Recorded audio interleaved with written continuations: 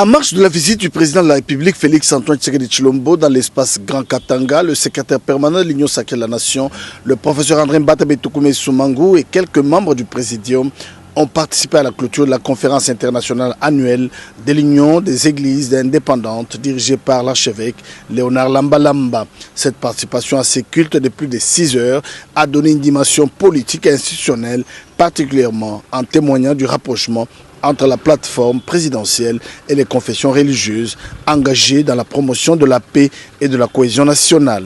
Surtout que les contributions du pasteur Léonard Lambalamba à la rédaction de la Constitution ont été très appréciées.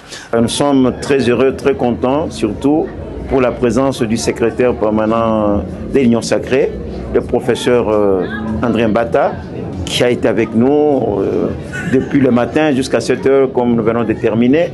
Chez nous, c'est une grande joie le voir, se voir aussi le chef de l'État. Dans ce mot, le secrétaire permanent a remercié l'archevêque Lambalamba pour l'organisation de cette conférence annuelle qui arrive au moment où la haute autorité politique de l'Union sacrée de la Nation, Félix Antoine Tshisekedi Tshilombo, est engagé à la recherche de la paix, passant par le dialogue inclusif.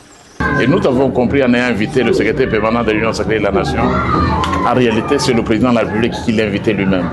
Donc nous étions ici pour prendre part à ce culte au nom du chef de l'État et de la haute autorité politique de l'Union sacrée de la Nation. Également le remercier pour tout ce qu'il est en train de faire, pour toutes les prières qu'il adresse pour la nation, pour notre président de la République. L'archevêque Léonard Lambalamba reste confiant de l'accompagnement de l'Union sacrée de la Nation aux activités de leurs églises. La rencontre avec les églises permet de réaffirmer l'importance du dialogue entre les autorités politiques et les communautés ecclésiastiques dans un contexte de l'unité nationale.